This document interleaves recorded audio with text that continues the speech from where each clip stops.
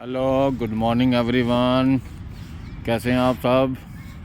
तो सबके पोर्टफोलियो लाल हैं, मार्केट बुरी तरह से गिर रही है।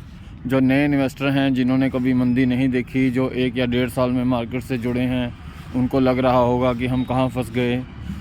तो भाई साहब, मार्केट चलती है अर्निंग्स पे। अब आपने देखा ही है, निफ्टी की कंपनियों के रिज़ल्ट आ रहे हैं, तो ज़्यादातर कंपनियों ने बुरे नतीजे दिए हैं। सिर्फ 1-2 कंपनीज़ को छोड़ के, जैसे कि आपका अपोलो हॉस्पिटल, 1-2 बैंक हैं, आईसीआई बैंक, एक्सिस बैंक, और अपना गाड़ियों में है महिंद्रा एंड महिंद्रा। बाकी सब ने बुरे नतीजे पेश किए हैं। तो बाज़ार चलता है अर्निंग से। अर्निंग आएगी तो शेयर चलेंगे, नहीं तो एफआईज़ बड़े समझदार हैं, उनको दिख रहा है। अब खुद ही तुम देख लो, इस फेस्टिवल सीज़न में आपके आस पड़ोस में या आपने किसने गाड़ी ख़रीदी है या 2 व्हीलर ख़रीदा है? कोई नहीं ख़रीद रहा, कोई नया टीवी नहीं ख़रीद रहा, सबके पास सब चीज़ें हैं। तो एक जगह जाके तो डिमांड रुकेगी ना। तो डिमांड रुकेगी तो कंपनियों की सेल नहीं बढ़ेगी, उनको प्रॉफिट नहीं आएगा। खुद ही डाटा बताता है कि 8 लाख गाड़ियाँ इन्वेंट्री में पड़ी हैं डीलर्स के पास। कंपनी से जा रहा है, जो कंपनी सेल दिखाती है वो डीलर को दिखाती है, आगे डीलर के पास तो स्टॉक पड़ा है ना, वो नहीं बिक रहा। तो तभी तो ये auto stock, Tata motor, Maruti, इनके शेयरों में बड़ा अच्छा 20-30% का करेक्शन आ गया है। ये इसीलिए हो रहा है। और एक चीज़ को याद रखो कि हर साल घोड़े बदलते हैं। जो पिछले साल दौड़े थे वो अब रुकेंगे, जो पिछले साल रुके थे वो अब दौड़ेंगे।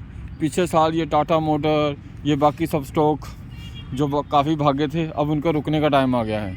और अब जो अच्छे रिज़ल्ट देंगे वो लोग आगे जाएंगे, और जो बुरे रिज़ल्ट देंगे वो पीछे जाएंगे। बाकी जिन लोगों ने अभी तक मंदी नहीं देखी, उनको थोड़ा सा डर लग रहा होगा।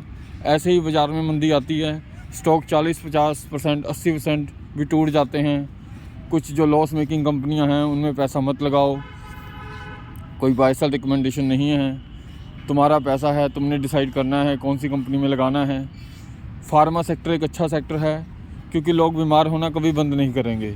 दवाइयाँ बिकती रहेंगी, महंगी होती रहेगी, मेडिकल कॉस्ट बढ़ती रहती है, हॉस्पिटल भरे रहेंगे। Apollo hospital, Max hospital, Fortis hospital, Cipla, Sun Pharma, doctor Reddy, सब अच्छे नतीजे पेश कर रहे हैं और सबके शेयर भाग रहे हैं। मार्केट जितनी गिरी है, ये शेयर उतना नहीं गिरे, ये फिर भी अपने टॉप पे बैठे हैं। पिछले साल जो लगाड़ थे, जो नहीं चल रहे थे, वो थे जी आपका विप्रो, वो था आपका LTI माइंट्री, वो था आपका डिवीज़ लैब। इस साल वो टॉप पे जा रहे हैं। बाज़ार गिरा हुआ है, ये 52 वीक हाई पे बैठे हुए हैं। विप्रो को देख लो, 52 वीक हाई पे है, और बाकी सारा बाज़ार डाउन है। तो इस तरह से जो पिछले साल नहीं चले वो इस साल चल रहे हैं, जो पिछले साल चल चुके हैं उनको चेज़ मत करो, उनके पीछे मत भागो। अपना डिसाइड करो कि तुमने किस घोड़े के ऊपर बैठना है। पुराने घोड़े पे बैठोगे, वो अब नहीं चल पाएगा ज़्यादा आगे, वो थक गया है, वो रुकेगा। अपना नया घोड़ा ख़रीदो, उस पर बैठो, पुराने घोड़ों से बाहर निकलो। पैसा तुम्हारा है, तुमने डिसाइड करना है क्या करना है। और जिनके अच्छे प्रॉफिट आए हैं, चलना तो बाज़ार ने फंडामेंटल से ही है। और एफआईज की सेलिंग जारी है, वो थोड़े दिन और चल सकती है, उससे घबराना नहीं है। वो भी फिर वापस आएंगे।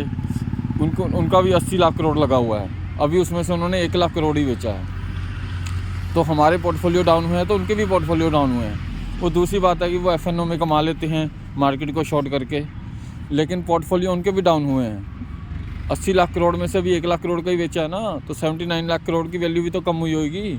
तुम्हारे 20% पोर्टफोलियो डाउन हुए हैं तो उनके भी हुए हैं। तो सबको नुकसान है, गोरे भी नुकसान में हैं, हम भी नुकसान में हैं।